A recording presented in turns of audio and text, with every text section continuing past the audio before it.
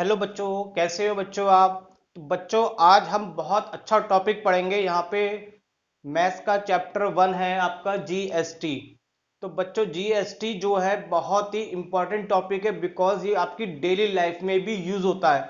और बच्चों यहाँ पे जिनको जीएसटी के बारे में कोई भी नॉलेज नहीं है, जीरो नॉलेज है, तो आज हम सब कुछ जान जाएंगे कि जीएसटी आखिर क्या होता है। इससे पहले कि बच्चों मैं आपको एक बिल दिखाता हूँ, ये एक बिल है।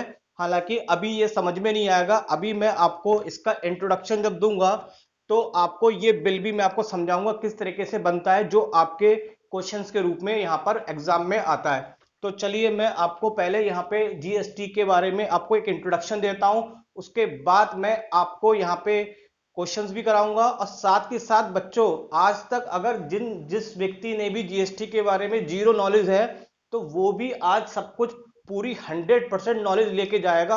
ये मेरा आपसे प्रॉमिस है। तो चलिए अब स्टार्ट करते हैं जीएसटी। तो बच्चों जीएसटी क्या चीज होती है। जीएसटी की फुल फॉर्म होती है बच्चों goods and service services tax. GST को हम बोलते हैं, जीएसटी की फुल फॉर्म होती है बच्चों गुड्स एंड सर्विस टैक्स। इसका मतलब गुड्स और सर्विस पे जो भी टैक्स लगाया जाता है उसको हम बोलते हैं जीएसटी। अब गुड्स क्या होते हैं बच्चों, तो गुड्स के बारे में हम समझते हैं गुड्स क्या चीज होती है। गुड्स वो सारी चीजें होती है जो मूवेबल हो, या कह सकते हैं कि वो प्रॉपर्टी भी हो सकती है। अब मूवेबल से मतलब मेरा क्या है कि कोई चीज, ये मार्कर मैंने खरीदा है कहीं शॉप से, तो उससे शॉप से खरीद के ये मेरे पास आ गया, तो ये मूवेबल है। इसका मतलब ये एक एक एक व्यक्ति से दूसरे व्यक्ति पर ट्रांसफर हो रहा है बाई सेल और परचेस करके। सिमिलर वे में प्रॉपर्टी भी हमारी क्या होती है, मूवेबल होती है। तो वो बच्चों हमारी क्या कहलाती है, गुड्स कहलाती है।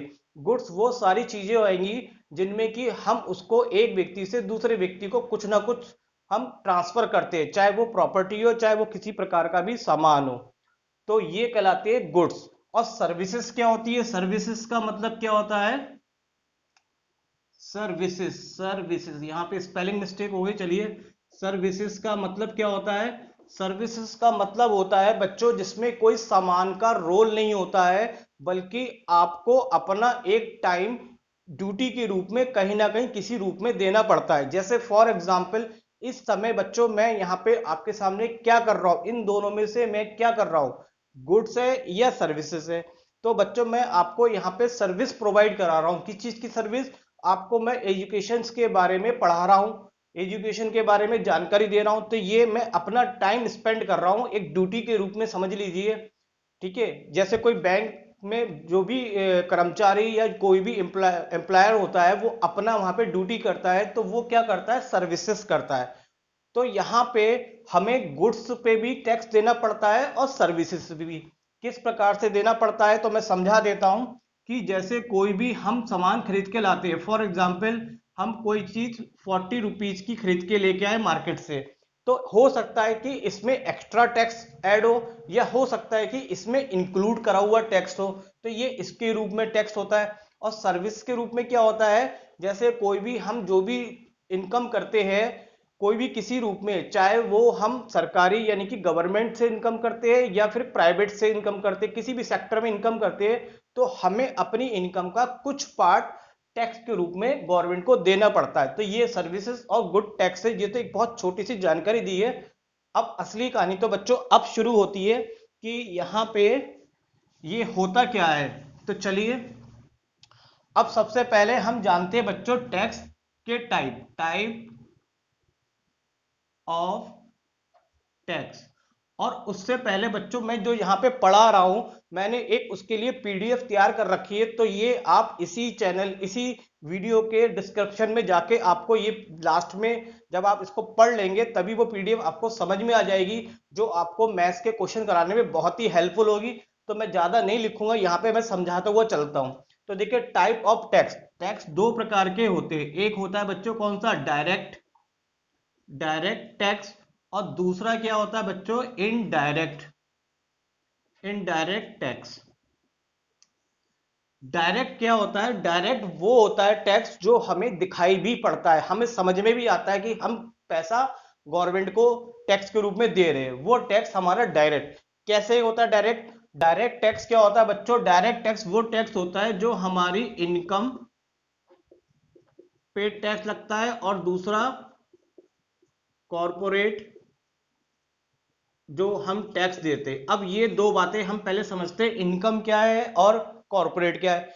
इनकम का मतलब है जैसे कोई व्यक्ति आज की डेट में मान लीजिए 1 लाख रुपए पर मंथ के रूप में वो अपनी अर्निंग करता है किसी भी तरह से, तो वो जॉब किसी कंपनी में करके, चाहे वो गवर्नमेंट एम्प्लॉयर हो चाहे वो किसी कंपनी प्राइवेट में एम्प्लॉयर हो, अगर उसकी इनकम यानी कि सैलरी की बात करें, अगर उसकी सैलरी 1 लाख रुपीज है, तो क्या कंपनी उसको 1 लाख रुपीज पे करेगी? नहीं पे करेगी। क्यों नहीं पे करेगी? वो इसलिए पे नहीं करेगी, 1 लाख का मान लीजिए कि 10% गवर्नमेंट को जीएसटी यानी कि जीएसटी का टैक्स देना पड़ता है इनकम पे। तो अगर उसको हम कहें कि 1 लाख का 10% निकालेंगे, तो 1 लाख का 10% आपका कितना आ जाएगा? 10,000 आ जाएगा। तो 10,000 उसको क्या करना पड़ेगा? कंपनी काट लेगी। तो जो कंपनी हमें पे करेगी 1 लाख में से 10,000 माइनस करते हैं तो कितना आता है बच्चों? 90,000। तो गवर्नमेंट को हम अपनी सैलरी का कितना पार्ट टैक्स के रूप में दे रहे हैं? 10,000। तो हमारी जो इनकम 1 लाख की हमें बताई गई थी, वो इनकम हमारी यहाँ पे एक्चुअल में कितनी है? 90,000 है। तो ये हमारी इनकम पे टैक्स लग रहा है। जो भी हमें सैलरी मिल रही है उस सैलरी का कुछ पार्ट हम क्या कर रहे हैं? गवर्नमेंट को दे रहे हैं, तो वो कहलाएगा इनकम। तो यहाँ पे डायरेक्ट इसलिए बोल रहे हैं क्योंकि ये विजिबल हो रहा है, हमें साफ साफ नजर आ रहा है कि हमारी इनकम 1 लाख थी और 1 लाख में से 10,000 हमने गवर्नमेंट को टैक्स के रूप में दे दिया। तो ये विजिबल हो रहा है, इसलिए यहाँ पे इसको हम बोलेंगे डायरेक्ट। फिर हम बात करते हैं कॉर्पोरेट टैक्स। कॉर्पोरेट टैक्स क्या होते हैं? कॉर्पोरेट टैक्स उस सेक्टर में आते हैं जहां पे कोई बिजनेस की बात की जाती है। यहाँ पे इनकम का मतलब हमारा सर्विस से था। अब बिजनेस की बात करें, कोई भी बिजनेस चल रहा है, जैसे कि कोई मैन्युफैक्चर है, किसी चीज का वो प्रोडक्ट कर रहा है, कि बिस्कुट बना रहा है या कुछ भी कर रहा है, तो उसकी जो भी कमाई हो रही है उस बिजनेस से, तो उस बिजनेस से भी वो कोई ना कोई टैक्स गवर्नमेंट को देगा। तो वो क्या कहलाएगा? आपका कॉर्पोरेट टैक्स कहलाएगा। जैसे किसी बिजनेसमैन की इनकम 2 लाख रुपीज है, तो वो मान लीजिए 20,000 गवर्नमेंट को पे करता है, तो उसकी जो प्रॉफिट होगा वो 1,80,000 होगा। तो ये वाला टैक्स आपका क्या कहलाएगा? बिजनेस। तो ये दोनों टैक्स की जो वैल्यू जो हम पे कर रहे हैं वो विजिबल हो रही, हमें दिखाई पड़ रही है। यहाँ पे हमने 10,000 दिया और बिजनेस के रूप में हमने 20,000 पे करा। तो ये था हमारा डायरेक्ट टैक्स, जो कि इनकम और कॉर्पोरेट के रूप में लगता है। अब हम बात करते हैं इनडायरेक्ट टैक्स क्या होता है। इनडायरेक्ट टैक्स वो टैक्स होता है जो हमें दिखाई नहीं पड़ता और हमें लगता नहीं कि हमने आज तक कोई टैक्स दिया है। तो आज की डेट में जब जीएसटी है, तो जीएसटी हर एक चीज पे अप्लाई है, चाहे वो खाने पीने की चीज हो, चाहे वो एंटरटेनमेंट की चीज हो, चाहे आपके किसी चीज का बिल हो, रेस्टोरेंट में खाना खाने जाए उसका भी बिल आपको मिलता है, तो वहां पे भी जीएसटी लगता है। लेकिन अब मैं आपको ये बता दूं ये इनडायरेक्ट क्यों है। फॉर एग्जाम्पल, आपने ये मार्कर खरीद के लाए, चलिए मार्कर छोड़िए, मैं बार बार मार्कर का एग्जाम्पल ले लेता हूं। बिस्कुट की बात करते हैं, आज की डेट में गुड डे का 10 रुपीज का जो बिस्कुट आता है, 10 रुपीज का जो गुड डे का बिस्कुट आता है, वो अब आप सोच के बताइए, क्या वो 10 रुपीज आपने बिस्कुट खाने में खर्च करे या कहीं और भी खर्च करे? तो क्या 10 रुपीज के आपने बिस्कुट खाए? बिल्कुल भी 10 रुपीज के बिस्कुट नहीं खाए। क्यों नहीं खाए?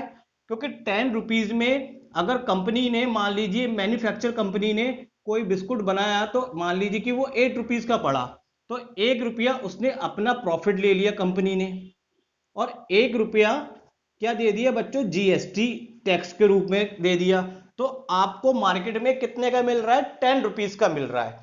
10 रुपीज में कुछ पार्ट तो जो मैन्युफैक्चर है, जो भी कंपनी बना रही है प्रोडक्ट को, वो ले रही है, और उसका कुछ पार्ट, मैं तो 1 रुपया मान रहा हूं, 1 रुपया से मतलब नहीं है मेरा, जो भी टैक्स लगता है उसके अकॉर्डिंग कुछ पार्ट आप गवर्नमेंट को भी दे रहे हैं। तो जो भी बाजार से आप खरीद के लाते हैं, या तो उसके अंदर जीएसटी पहले से इंक्लूड होती है, तो डायरेक्ट एमआरपी डाल दी जाती है, या फिर कुछ चीजें ऐसी होती है जिसमें पहले से इंक्लूड नहीं होती है, उसको बाद में जीएसटी प्लस किया जाता है। फॉर एग्जांपल, रेस्टोरेंट में खाना खाने जाते हैं, रेस्टोरेंट भी चलिए छोड़ दीजिए, आपके मतलब की बात बताता हूँ। आज की डेट में हम कोई भी मॉल में मूवी देखने जाते हैं या कुछ भी हम किसी चीज की खरीदारी करते हैं, तो वहां पे क्या होता है, मूवी का जो टिकट होता है सपोज 200 है, तो 200 प्लस 20 रुपीज और उसमें हमें पे करना पड़ता है।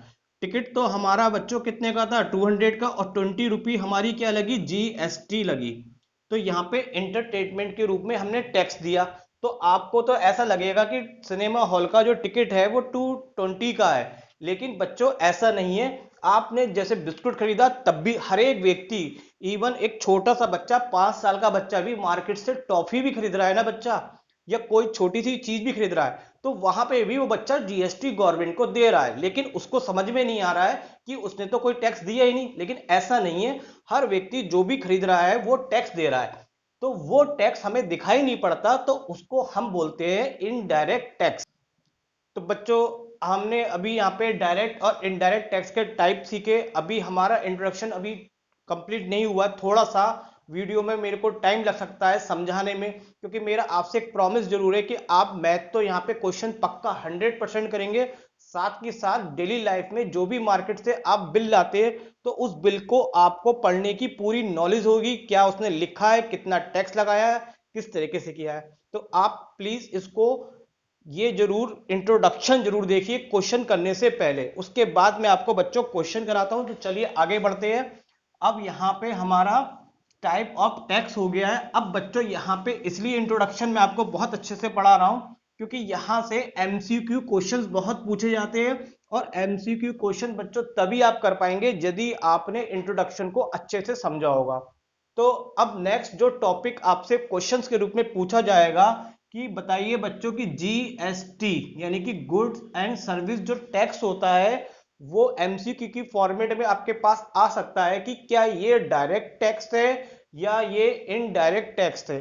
तो आप बताइए बच्चों किस प्रकार का टैक्स इसको कहेंगे। अभी हमने पढ़ लिया डायरेक्ट वो होता है जिसको हमें समझ में आ रहा है कि हम अपनी इनकम का कुछ पार्ट या बिजनेस का कुछ पार्ट गवर्नमेंट को दे रहे हैं, लेकिन इनडायरेक्ट वो होता है जो हमें दिखाई भी नहीं पड़ रहा, हम कुछ खरीद के ला रहे हैं और हम गवर्नमेंट को टैक्स दे रहे हैं, हमें पता भी नहीं चल रहा कि हमने गवर्नमेंट को टैक्स दिया। लेकिन अब फाइनली आपसे यहां पे क्वेश्चन पूछा जाएगा कि जीएसटी इज डायरेक्ट या इनडायरेक्ट, डायरेक्ट टैक्स है ये या इनडायरेक्ट। इस तरह से एमसीक्यू क्वेश्चंस की फॉर्म में ये पूछा जाने वाला बहुत इंपॉर्टेंट क्वेश्चन है। तो जीएसटी आपका कौन सा होगा बच्चों, इनडायरेक्ट टैक्स कहलाता है, डायरेक्ट नहीं कहलाता, क्योंकि जीएसटी तो हर जगह लग रही है, चाहे वो विजिबल वैल्यू हो चाहे नहीं हो। तो हम फाइनली कहेंगे कि जीएसटी हमारा किस प्रकार का टैक्स है, वो है बच्चों इनडायरेक्ट टैक्स। फिर यहां पे नेक्स्ट बढ़ते हैं कि जीएसटी कब, when GST implemented in India. तो यहां से भी क्वेश्चन आपसे देखिए, पहला तो इससे एमसीक्यू बनता है, दूसरा ये कोई भी क्वेश्चन बाहर का नहीं है, सब आपकी बुक में ये अवेलेबल है, आप पढ़ के देखेंगे तो आपको समझ में आ जाएगा कि कहां से हम ये सब चीज पढ़ रहे हैं। तो बच्चों यहाँ पे आपसे ये पूछा जा सकता है कि when GST implemented in India. Implemented का मतलब होता है लागू किया गया, लागू किया गया, मतलब जीएसटी, या इसको कह सकते हैं अप्लाई। हमारे इंडिया में जीएसटी कब से अप्लाई होना शुरू हुआ, क्या बहुत पहले से था, नहीं। जो हमारी इंडिया में जीएसटी लागू हुआ था उसकी जो डेट थी वो थी फर्स्ट फ्रॉम 1 जुलाई 2017। 1 जुलाई 2017 से जीएसटी इंडिया में लागू किया गया, और इससे जब जीएसटी नहीं था तो क्या था। तो देखिए बच्चों, जीएसटी क्या होता है, अब हमारी कंट्री में ऑल ओवर सब प्रकार के टैक्स को हटा के केवल एक सिंगल टैक्स कर दिया गया, जिसका नाम क्या कर दिया, जीएसटी। और अगर हम 1 जुलाई से पहले की बात करें तो हम टैक्स क्या गवर्नमेंट को तब देते थे, तब भी देते थे, लेकिन तब के देने में और अब के देने में अंतर है। कैसे, पहले कई प्रकार के टैक्स लगते थे, उनके नाम होते थे VAT, excise, service tax etcetera, कई प्रकार के टैक्सेस होते थे। कब? बिफोर 1 जुलाई 2017 से। लेकिन अब इन सब टैक्स को हटा के केवल एक नया टैक्स कन्वर्ट कर दिया गया जिसको हम बोलते हैं जीएसटी। अब कोई भी टैक्स नहीं लगता। अब देखिए बच्चों, मैं आपको बताता हूं जीएसटी का लगाना क्यों जरूरी हुआ। थोड़ा मैं बोर्ड को मिटा देता हूं पहले। जीएसटी को क्यों लाया गया, इसकी क्या जरूरत पड़ी और क्या इसका लाना जरूरी था या नहीं। अब देखिए, जैसे कोई एक मैन्युफैक्चर कंपनी है, इसको मैं नाम देता हूं ए। ये कोई ना कोई प्रोडक्ट बनाती है, किसी स्टेट में है तो मैं स्टेट का नाम दे देता हूं एमपी, मध्य प्रदेश। ये मध्य प्रदेश में कोई कंपनी है और वो किसी चीज का कोई प्रोडक्ट कर रही है। फॉर एग्जांपल मोबाइल कंपनी है, वो मोबाइल मैन्युफैक्चर कर रही है। अब उसका प्रोडक्ट किसी दूसरी स्टेट में जाता है सेल होने के लिए। सपोज वो जाता है यूपी में, या वो जाता है दिल्ली में, या वो जाता है आपका बिहार में। अलग अलग स्टेट में जा रहा है। या सेम हम कह सकते हैं कि एमपी में खुद में भी सेल हो रहा है। तो बच्चों पहले क्या होता था कि यूपी में जा रहा है तो वहां पे अलग प्रकार का टैक्स लग रहा है, बिहार में जा रहा है तो वहां पे अलग उसका टैक्स है, दिल्ली में जा रहा है तो अलग। अब ये क्या है कि सब में ये अलग अलग स्टेट जो होती है ना, अपने अकॉर्डिंग टैक्स लगाती है। कोई टैक्स ज्यादा दे लगा लेती है, जैसे कि यहाँ पे बिहार ने 12% कर दिया, यूपी ने 10 कर दिया, और सबसे कम किसने कर दिया? दिल्ली। और फिर एमपी का भी, एमपी में टैक्स लगता है तो ये भी सपोज 5% ले लेते हैं। तो ये क्या था कि हर एक जगह हमारा कंट्री एक है, स्टेट बहुत है, कंट्री एक है। हर स्टेट अपने अकॉर्डिंग अलग अलग टैक्स लगाती है। और एक टैक्स जिसको किसको जाता है, ये तो स्टेट का टैक्स हो गया, और एक टैक्स जाता है सेंट्रल गवर्नमेंट को, जिससे हम बोलेंगे अभी आगे पढ़ेंगे सीजीएसटी। तो यहाँ पे ये भी टैक्स लेती है। और अपनी स्टेट, तो स्टेट अपनी मनमानी से टैक्स ले रही है। तो वो, और ऐसा नहीं कि इतने ही टैक्स होते हैं, कई प्रकार के टैक्स होते हैं और भी टैक्स वगैरह होते हैं। तो ये सब को हटा के सिर्फ एक टैक्स बनाया गया जिसको हमने क्या कहा? जीएसटी। तो इसलिए यहां पे सारे टैक्स को हटा के अब हम यहां पे केवल एक ही प्रकार का टैक्स देते हैं जिसे बोलते हैं जीएसटी। अब इसके लगाने से क्या हुआ कि इसी कंपनी का माल अगर सपोज कई स्टेट में जा रहा है, जैसे इन्हीं स्टेट में जा रहा है, तो यहां पे अगर 12% है तो यहां पे भी 12% होगा और यहां पे भी 12% होगा। तो ये सब स्टेट के लिए फिक्स है, पूरे ऑल इंडिया में कहीं पर भी इनकी सप्लाई हो जाएगी। तो ये हर एक स्टेट में फिक्स रेट से जाएगा। तो इसका मतलब यहाँ पे क्या है कि यहाँ पे अब अपनी स्टेट की गवर्नमेंट की कोई भी मनमानी नहीं चलेगी, और कोई अपने अकॉर्डिंग किसी भी चीज का कम और ज्यादा दाम नहीं लगा पाएगा। क्योंकि इससे क्या होता है, मैन्युफैक्चरर को डीमोटिवेट मिलता है कि उनका माल अगर ज्यादा परसेंट में जाएगा तो वहां पे उनके कंज्यूमर कम होंगे, क्योंकि वो ज्यादा टैक्स को पे करके माल की वैल्यू को, प्राइस को बढ़ा दिया जाएगा। तो यहाँ पे इसलिए जीएसटी यहाँ पे लाया गया। बच्चों यहाँ पे आपसे यहाँ पे ये क्वेश्चन पूछा जाएगा कि जीएसटी लाने का क्या क्या रीजन है। रीजन फॉर इंट्रोडक्शन क्या पूछा जाएगा आपसे? Reasons for introduce GST in India. India में जीएसटी लाने के क्या रीजन थे, क्यों इसको लाया गया? तो यहाँ पे रीजन में पहला रीजन आएगा कि हमारी कंट्री में जितनी भी स्टेट है वो अपने अकॉर्डिंग अलग अलग टैक्स वसूल करती थी। तो अब यहाँ पे जीएसटी के अकॉर्डिंग ये कहना है कि हमारा कंट्री एक है, तो हम सब जगह माल की जब सप्लाई करते हैं तो टैक्स भी हमारा एक होना चाहिए। तो पहला रीजन है कि वन नेशन वन टैक्स, एक देश, तो टैक्स भी एक ही प्रकार का होना चाहिए, अलग अलग टैक्स नहीं होना चाहिए। जैसे कि मैंने अभी एग्जांपल बताया कि बिहार 12% ले रहा था, यूपी 10%, दिल्ली 8%, ऐसा नहीं है। सबके लिए टैक्स क्या होना चाहिए? सेम। तो पहला तो रीजन ये है। दूसरा रीजन है टू रिमूव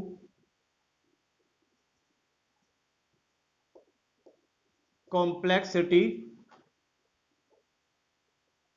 बिटवीन स्टेट्स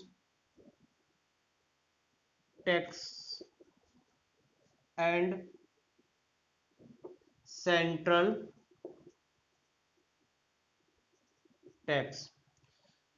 मतलब क्या है कि जो अलग अलग स्टेट टैक्स लगाती है और जो सेंट्रल को भी टैक्स मिलता है, तो वो अलग अलग टैक्स लगने के कारण सेंट्रल तक प्रॉपर टैक्स नहीं पहुंचता है। सेंट्रल और स्टेट क्या होता है, तो मैं थोड़ा सा उसके बारे में आपको बता देता हूं। अब ये स्टेट और टैक्स, सेंट्रल क्या होती है, स्टेट का मतलब समझे तो हर एक स्टेट की अपनी एक गवर्नमेंट होती है सीएम के रूप में, चीफ मिनिस्टर, जिसकी मतलब हम पूरी फुल फॉर्म जानते हैं। तो वो सीएम जो होता है वो स्टेट की गवर्नमेंट का मालिक होता है, स्टेट को चलाता है। और सेंट्रल गवर्नमेंट क्या होती है, सेंट्रल गवर्नमेंट ऐसी गवर्नमेंट होती है जो पूरे कंट्री के मतलब गवर्नमेंट के रूल्स को जो भी फॉलो करने का होता है। जैसे कि जो हमारे प्राइम मिनिस्टर का जो पद होता है वो हमारा सेंट्रल गवर्नमेंट है, और जो चीफ मिनिस्टर का पद होता है वो हमारा स्टेट का है। तो जो बड़ा है, जो पूरे कंट्री को चला रहा है, तो उसके पास टैक्स ज्यादा आएगा, तो वो कंट्री का ज्यादा डेवलपमेंट कर पाएगा। लेकिन जब डिफरेंट डिफरेंट स्टेट अपने अकॉर्डिंग टैक्स लगाती है तो इसको प्रॉपर टैक्स नहीं पहुंच पाता, जिसके कारण कॉम्प्लेक्सिटी हमारी यहाँ पे बनी रहती है। तो उसको भी यहाँ से हटा दिया गया, क्योंकि जब जीएसटी आया तो सारी स्टेट को अब एक सिमिलर टैक्स के रूप में देना पड़ता है। टैक्स तो सेंट्रल को भी एक प्रॉपर रूप में पहुंच पाता है। तो यहाँ पे कॉम्प्लेक्सिटी रिमूव हो जाती है between state and central tax के बीच में। और तीसरा पॉइंट है बुआयंसी, buoyancy to the government revenue। बुआयंसी क्या होता है, बुआयंसी का हिंदी में मतलब होता है उछाल, बढ़ावा। तो बुआयंसी फोर्स हमने पढ़ा है कि एक अपथ्रस्ट फोर्स लगता है कहां पे, ऊपर की तरफ, उछाल का मतलब ऊपर। तो यहाँ पे बुआयंसी क्या है, गवर्नमेंट की रेवेन्यू। रेवेन्यू क्या होती है बच्चों, रेवेन्यू को हम समझते हैं एक अदर वर्ड में जिसको क्या बोलते हैं, इनकम। तो गवर्नमेंट की जो इनकम होती है उसको गवर्नमेंट रेवेन्यू कहा जाता है। अब गवर्नमेंट रेवेन्यू क्या चीज होती है कि गवर्नमेंट हमारे लिए बहुत कुछ करती है। फॉर एग्जाम्पल सड़कें बनवाती है, ब्रिज बनवाती है, रेलवे स्टेशन बनाती है, बस के जो बस गवर्नमेंट बस होती है वो चलवाती है। तो कई सारे काम गवर्नमेंट कराती है। अब उस काम को कराने के लिए गवर्नमेंट के पास पैसा कहाँ से आता है, तो गवर्नमेंट के पास जो पैसा, पैसा आने का मतलब इनकम कह लीजिए चाहे रेवेन्यू कह लीजिए, वो कहाँ से आती है, वो आती है आपके टैक्स के द्वारा। यानी कि आज जैसे जीएसटी के द्वारा गवर्नमेंट को वो रेवेन्यू यानी कि इनकम होती है, तो उसको बोलते हैं गवर्नमेंट रेवेन्यू। तो जीएसटी लाने से क्या हुआ कि जो डिफरेंट डिफरेंट प्रकार के टैक्स लगते थे तो गवर्नमेंट तक पूरा टैक्स नहीं पहुंच पाता था। तो उन सब टैक्स को हटा के जीएसटी जब लाया गया तो गवर्नमेंट के रेवेन्यू में क्या हो गई, बॉयंसी हो गई। इट मीन्स कि उछाल हो गया और गवर्नमेंट को ज्यादा टैक्स जाने लगा। और गवर्नमेंट पे जितना ज्यादा टैक्स आएगा तो बदले में गवर्नमेंट अपनी जो भी इंडिया में जो भी कंट्री मैन होंगे तो उनके लिए ज्यादा से ज्यादा सुविधाएं प्रोवाइड कराएगी। एज अ रिजल्ट क्या होगा कि कंट्री का डेवलपमेंट होने लगेगा। तो जितना गवर्नमेंट के रेवेन्यू बढ़ता है उतना कंट्री का क्या होता है, डेवलपमेंट भी इंक्रीज होता है। तो बच्चों यहाँ पे ये इसके क्या थे, रीजंस थे। तो आप इसका स्क्रीनशॉट ले लीजिए, नहीं भी नहीं लेंगे तो कोई बात नहीं है, क्योंकि मैं आपको जितना भी यहाँ पे पढ़ा रहा हूँ उसकी एक पीडीएफ फाइल मैं जरूर अटैच करूंगा। आप वहां से भी जाके प्रॉपर तरीके से भी उसका प्रिंट निकाल सकते हैं या उसको खुद लिख सकते हैं। तो आप चाहे तो स्क्रीनशॉट ले लीजिए, अदरवाइज वहां से पीडीएफ से भी आप देख सकते हैं। तो चलिए बढ़ते हैं नेक्स्ट टॉपिक के ऊपर। अब सबसे जो मेन इंपॉर्टेंट बात है वो बच्चों क्या है कि जीएसटी रजिस्ट्रेशन। जीएसटी जो हम देते हैं तो उसको देने से पहले कंपनी जब कोई भी व्यक्ति अपना क्या करती है, एक रजिस्ट्रेशन कराती है जीएसटी पोर्टल पे। तो यहाँ पे हम यही टॉपिक पढ़ेंगे, जीएसटी रजिस्ट्रेशन।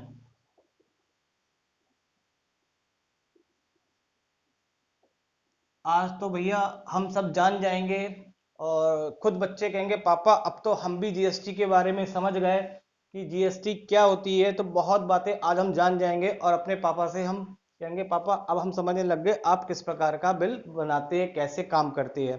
तो चलिए जीएसटी रजिस्ट्रेशन क्या होता है। देखिए जीएसटी क्या सब लोग जीएसटी रजिस्ट्रेशन लेते हैं, या क्या सब लोगों को जीएसटी का रजिस्ट्रेशन कराना चाहिए या नहीं कराना चाहिए, तो उससे पहले मैं आपको ये बता दूं जीएसटी रजिस्ट्रेशन होता क्या है। एक व्यक्ति जो अपना कोई भी काम करके, चाहे सर्विस करके चाहे बिजनेस करके, अपनी एक इनकम बना के लोगों से बिजनेस करा के उनसे टैक्स वसूल कर सकता है, कलेक्ट कर सकता है, और वो टैक्स कलेक्ट करके गवर्नमेंट को दे सकता है, तो वहां पे उसको क्या कराना चाहिए, जीएसटी रजिस्ट्रेशन कराना चाहिए। अब देखिए मैं आपको इंपॉर्टेंट बात ये बताता हूँ, जीएसटी रजिस्ट्रेशन क्या हम सभी लोगों को करा लेना चाहिए या नहीं करा लेना चाहिए। तो आज की डेट के अकॉर्डिंग मैं आपको बताऊं कि जीएसटी रजिस्ट्रेशन उन व्यक्ति का करवाना अनिवार्य होता है जिनकी ईयरली इनकम कितनी हो, 20 लाख हो, किसके दायरे में, सर्विस, और 40 लाख किसके लिए हो, जो ऑर्गेनाइजेशन यानी कंपनी, या कह सकते हो मैं इसको कह देता हूं बिजनेस, जो बिजनेस करते हो, जिनकी मतलब प्रॉफिट उससे कितना करते हैं पर, ये आपकी जो लिखी है मैंने पर ईयर की इनकम है, पर ईयर, यानी कि एक साल में अगर कोई सर्विस के द्वारा यानी कि सैलरीज के द्वारा उसको 20 लाख रुपीज वो कमा रहा है एक साल में, तो उसको वहां पे जीएसटी में जाके रजिस्ट्रेशन करवाना अनिवार्य है। या अगर हम कोई बिजनेस की बात करें, तो कोई बिजनेस है हमें जिससे इनकम हमारी कितनी हो रही है, 40 लाख रुपीज हो रही है पर ईयर, सालाना, तो वहां पे भी उसका जीएसटी रजिस्ट्रेशन कराना अनिवार्य है। अदरवाइज आपको जीएसटी के दायरे में लेके आप पे कार्रवाई की जाएगी। लेकिन इससे कम के जो 20 लाख या 40 लाख से कम के जो व्यक्ति है उनको जीएसटी रजिस्ट्रेशन कराने की कोई जरूरत नहीं होती है। वो चाहे तो करवा भी सकते हैं और नहीं भी करवा सकते, उन पे कोई प्रेशर गवर्नमेंट का नहीं होता। लेकिन इन दो के लिए रजिस्ट्रेशन कराना बहुत जरूरी है। अब देखिए, अगर रजिस्ट्रेशन जब कोई व्यक्ति कराता है तो गवर्नमेंट उसको क्या करती है, एक जीएसटी नंबर देती है जिसको बोलते हैं GSTIN। ये एक आइडेंटिफिकेशन नंबर होता है और ये नंबर एक व्यक्ति को एक ही मिलता है, जैसे कि हमारा मोबाइल नंबर पूरे वर्ल्ड में केवल एक पर्सन के पास एक ही नंबर होता है, उसी प्रकार से जीएसटी भी हमारे पास क्या होता है, एक नंबर। शुरुआत में मैंने आपको बिल दिखाया था, अब मैं आपको दिखाता हूँ बिल पे जिस व्यक्ति को रजिस्ट्रेशन होता है तो उसको अपने हर बिल पे, जैसे कोई भी अगर इतनी अर्निंग कर रहा है तो उसको जीएसटी नंबर मिलेगा और जीएसटी नंबर उसको अपने बिल पे प्रिंट कराना पड़ेगा। तो देखिए मैं आपको दिखाता हूं, तो यहाँ पे ये जीएसटी नंबर लिखा हुआ है, जीएसटी नंबर ये अलाउड करा हुआ है अंबिका इंटरप्राइजेस को, कि यहाँ पे मैं थोड़ा जूम कर रहा हूँ आप ताकि आराम से देख सके। तो ये आपका जीएसटी नंबर दे रखा है, थोड़ा इसको उल्टा ले तो मैं पढ़ नहीं पा रहा हूँ, मैं सीधा करके पढ़ के बताता हूँ। जीएसटी नंबर जैसे इनका कितना में, चलिए मैं लिख देता हूँ यहाँ पर, इनको जैसे जीएसटी नंबर अलाउड करा गया है 09ACNPG5863C1ZH, इतना लंबा जीएसटी नंबर दिया गया है कि ये केवल इन्हीं के पास होगा, पूरे वर्ल्ड में किसी के पास नहीं होगा। तो क्योंकि इन्होंने यहाँ पे जीएसटी में रजिस्ट्रेशन कराया। अब अपने ये कोई भी प्रोडक्ट, जैसे कि ये इन्वर्टर बैटरी वगैरह बेचते हैं, कोई भी अगर ये प्रोडक्ट को बेचते हैं तो प्रोडक्ट को बेचने में क्या होगा कि इनको हर एक अपने बिल पे ये नंबर मेंशन करना अनिवार्य होगा, अदरवाइज इनको भी दिक्कत का सामना करना पड़ेगा अगर रजिस्ट्रेशन करा रखा है तो जीएसटीएन क्या होता है, जीएसटीएन की फुल फॉर्म फिर से बता देता हूं, good service tax identification number, कुछ इस टाइप का होता है और ये एक व्यक्ति के पास केवल एक ही होता है। तो यहाँ पे ये समझ में आ गया कि जीएसटी रजिस्ट्रेशन क्या होता है और किन व्यक्ति को कराना चाहिए, किन को नहीं कराना चाहिए। अब हम यहाँ पर बहुत नजदीक आ गए कैलकुलेशन के लिए कि किस प्रकार से जीएसटी पे जब क्वेश्चंस आएंगे तो किस प्रकार से हम उसको सॉल्व करेंगे। तो वहां तक अब हम पहुंच चुके हैं, तो उससे बस एक चीज और एक होता है हमारे पास इंट्रा स्टेट और एक होता है इंटर स्टेट।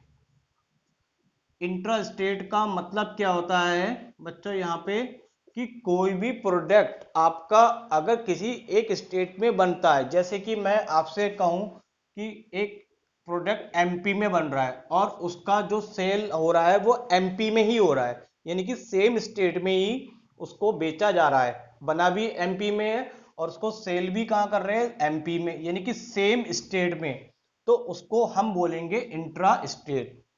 इंट्रा स्टेट तब लगेगा जब आपका कोई भी प्रोडक्ट या सर्विस एक ही स्टेट में रहती है, ना उससे कोई अदर स्टेट में बाहर जाया जाता है, तो वो इसका मतलब ये कह सकते हैं सेम स्टेट, यानी कि जो भी प्रोडक्ट होगा वो आपका जिस स्टेट का है उसी स्टेट में ही बिकेगा, तो उसके लिए कहा जाएगा इंट्रा स्टेट।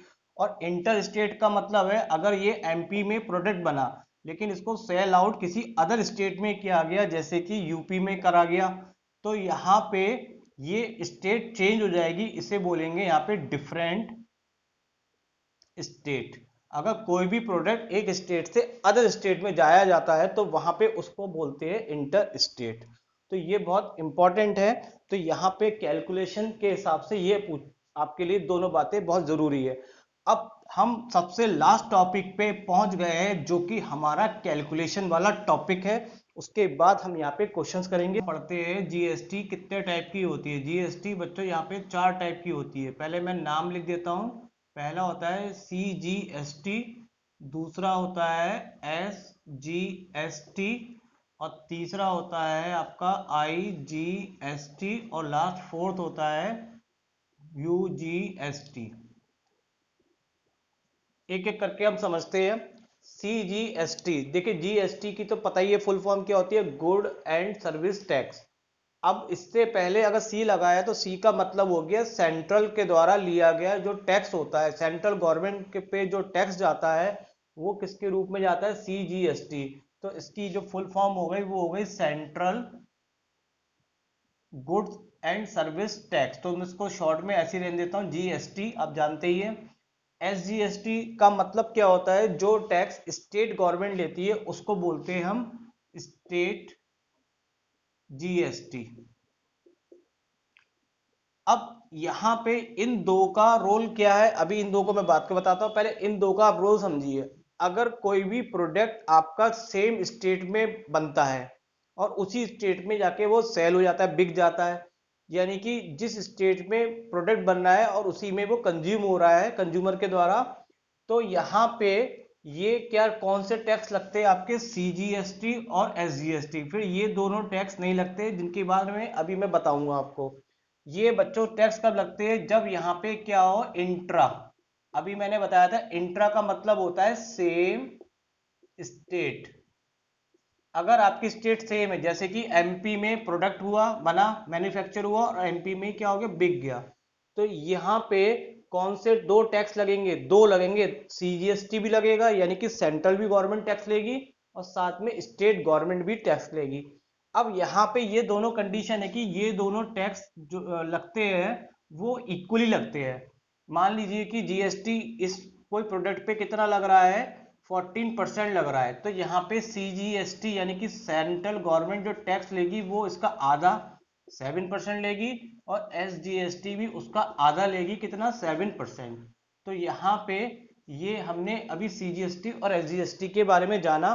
फिर से एक बार रिपीट करता हूँ, ये दोनों टैक्स कब लगते हैं, ये दोनों टैक्स तब लगते हैं जब आपका इंट्रा स्टेट हो। इंट्रा स्टेट का मतलब क्या होता है, सेम स्टेट हो, जिस स्टेट में प्रोडक्ट बनता है उसी में अगर वो बिकता है तो उसमें टैक्स दो लगते हैं और ये दोनों टैक्स इक्वली रूप से डिवाइड होते हैं। जितनी भी परसेंट आपको दी जाएगी टैक्स की उसका 50-50 यानी कि आधा आधा दोनों को दिया जाएगा, तो वो आधा आधा कर देंगे। अब बात करते हैं IGST। IGST की जो फुल फॉर्म होती है वो होती है इंटीग्रेटेड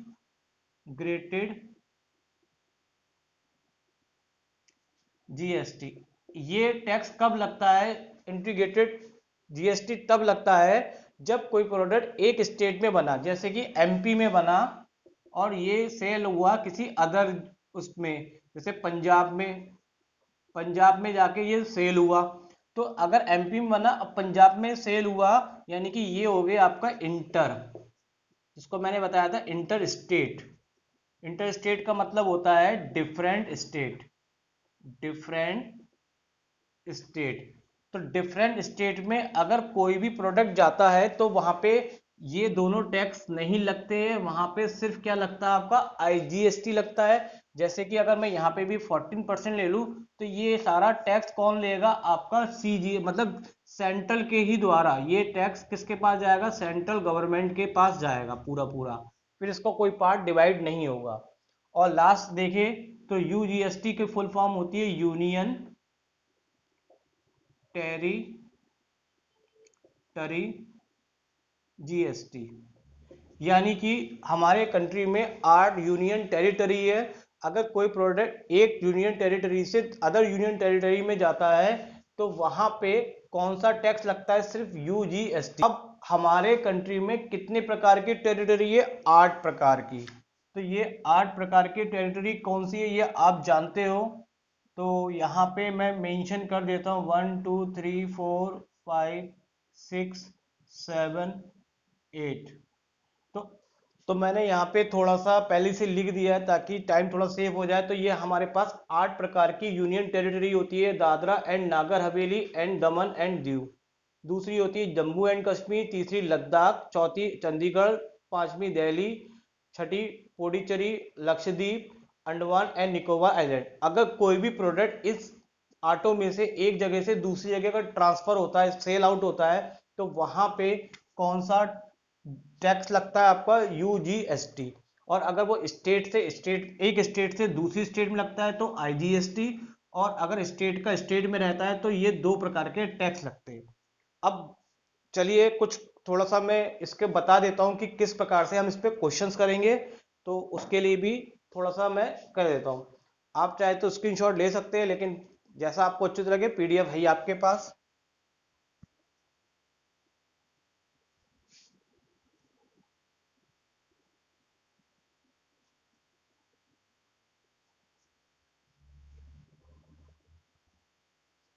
अब देखिए जब क्वेश्चन आएंगे तो कैसे क्वेश्चन को हम सॉल्व करेंगे, तो जीएसटी कैलकुलेशन कैलकुलेशन किस प्रकार से हम करते हैं। तो देखिए पहला, अगर आपका केस हुआ इंट्रा इंट्रा स्टेट का, ठीक है। इंट्रा स्टेट का मतलब क्या पढ़ा हमने, सेम स्टेट, यानी कि जिस स्टेट में प्रोडक्ट बना उसी में बिका। तो उस केस में मैं यहाँ पे अभी कंसिडर कर लेता हूँ कि मान ली कि जीएसटी आपको गिवन है क्वेश्चन में कितनी, 12%। तो यहाँ पे 4 प्रकार के अभी आपने पढ़े, सीजीएसटी, एसजीएसटी, आईजीएसटी और यूजीएसटी। तो यहाँ पे कौन सा प्रकार का टैक्स लगेगा और कौन सा नहीं लगेगा। तो इंट्रा में 2 लगते हैं, सीजीएसटी लगता है और एसजीएसटी लगता है। और ये दोनों टैक्स बिल्कुल बराबर के वो डिवाइड हो जाते हैं। अगर 12% है तो 6% ये लेगा और 6% ये लेगा। और आईजीएसटी यहाँ पे नहीं लगेगा क्योंकि एक स्टेट से दूसरी स्टेट में प्रोडक्ट नहीं जा रहा है। तो यहाँ पे ये क्या हो जाएगा, नील हो जाएगा, या इसको आप जीरो लिख सकते हैं। यूजीएसटी की बात तब करेंगे जब यूनियन टेरिटरी होगी, जो भी मैंने 8 लिख के दिखाई थी। तो यहाँ पे ये इंट्रा की कैलकुलेशन होगी। दूसरी कैलकुलेशन होगी इंटर स्टेट। इंटर स्टेट यानी कि कह सकते हैं हम इसको डिफरेंट डिफरेंट स्टेट। अगर डिफरेंट स्टेट है तो सपोज जीएसटी यहाँ पे मैं अभी कंसिडर कर लूँ कि 14% दे रखी है। तो जीएसटी अगर 14% है तो यहाँ पे सी जीएसटी नहीं लगेगी ना एसजीएसटी लगेगी। तो ये दोनों क्या हो जाएंगी, नील हो जाएगा। ये भी नील, ये भी नील। नील का मतलब समझे तो यहाँ पे इसको कुछ भी नहीं मिलेगा तो जीरो रहेगा। यहाँ पे सारा टैक्स कौन लेगा, आईजीएसटी के रूप में जाएगा। और पूरा पूरा कितना ले लेगा आईजीएसटी, 14%। तो ये दूसरा केस है, ये इस तरह से क्वेश्चन मिलेगा, दूसरा ये मिलेगा। और तीसरा टाइप का जो क्वेश्चन होगा वो होगा डिस्काउंट पे। तो डिस्काउंट के ऊपर डिस्काउंट वाला क्वेश्चन मिलेगा आपको। डिस्काउंट में क्या है, जैसे कि आपको क्या होगा, कोई एमआरपी दे रखी होगी। एमआरपी में मान लेता हूं कि मान लीजिए कि 1000 रुपए का कोई प्रोडक्ट है, 1000 रुपए का कोई प्रोडक्ट है और उस पर डिस्काउंट आपको सपोज 10% दे रखा है। और जीएसटी आपको दे रखी है कितनी, 5% दे रखी है, ठीक है। अब जो हम जीएसटी लगाते हैं वो एमआरपी पे नहीं लगाते, उसके लिए पहले हम डिस्काउंट को हटा देते हैं। डिस्काउंट के बाद जो हमारा अमाउंट होता है उसके अकॉर्डिंग लेते हैं। तो सबसे पहले यहाँ पे हम डिस्काउंट निकालते हैं। तो 1000 रुपए का डिस्काउंट 10% कितना होता है आपका बच्चों, यहाँ पे तो 2 कट गए तो कितना हो गया 100 रुपीज। तो यानी कि कोई भी प्रोडक्ट अगर 1000 रुपीज का है और आपसे कहा जाता है कि इस पर 10% डिस्काउंट है, इसका मतलब आप पे 100 रुपये की छूट है। तो ये प्रोडक्ट आपको कितने प्राइस में मिलेगा, इसका प्राइस हो जाएगा 1000 में से आप 100 को क्या कर देंगे माइनस, तो ये बचेगा आपका 900। तो 900 पे आपको वो प्रोडक्ट मिल जाएगा। लेकिन अब जो जीएसटी की कैलकुलेशन होगी वो इस वाले प्राइस पे नहीं होके जो डिस्काउंट के बाद आएगा उस पे कैलकुलेशन करेंगे। तो जीएसटी हमारा लगेगा किस पे बच्चों, 900 पे, कितना 5%। यानी कि ये दोनों हट गए, 9 5 जा 45 रुपीज। तो हमारे को टोटल जो पे करना पड़ेगा वो कितना 900, तो प्रोडक्ट की कीमत और उस पर प्लस कितना टैक्स देना पड़ेगा 45, तो ये हो जाएगा 945। तो ये 3 प्रकार के जो क्वेश्चंस है अभी आपको इस प्रकार से आपके सामने आएंगे। तो आई होप कि आप थोड़ा सा जीएसटी के बारे में समझ गए होंगे। और फिर आप, अभी मैं अगले पार्ट में आपके नेक्स्ट वीडियो में आऊंगा तो ये सब क्वेश्चंस को मैं आपको सॉल्व कराऊंगा। और सबसे ज्यादा मेरा टारगेट रहता है कि प्रीवियस ईयर में कौन कौन से क्वेश्चन आए हुए हैं, क्योंकि वो क्वेश्चन से हमारा पूरा लॉजिक क्लियर हो जाता है। साथ में मैं आपके बुक्स को क्वेश्चंस को भी सॉल्व कराने वाला हूं। तो पहले मैं बुक्स को कराऊंगा, फिर मैं कुछ पीवाईक्यू यानी कि प्रीवियस ईयर के क्वेश्चन आपको कराते हुए चलूंगा। चलिए मिलते हैं नेक्स्ट वीडियो में, and thank you very much all of you. आपने इतना टाइम मेरे साथ लगाया और बिताया, इसके लिए मुझे बहुत आपसे, बहुत आपके लिए भी थैंक्स। और हो सकता है कि ये वीडियो आपके काम नहीं बहुत काम आ जाए। अगर रियली ये काम आती है तो प्लीज मुझे कमेंट्स जरूर करिएगा, ताकि मैं ऐसे ही आपको और एक्सप्लेन करता रहूं। चलिए मिलते हैं नेक्स्ट वीडियो में, थैंक यू वेरी मच।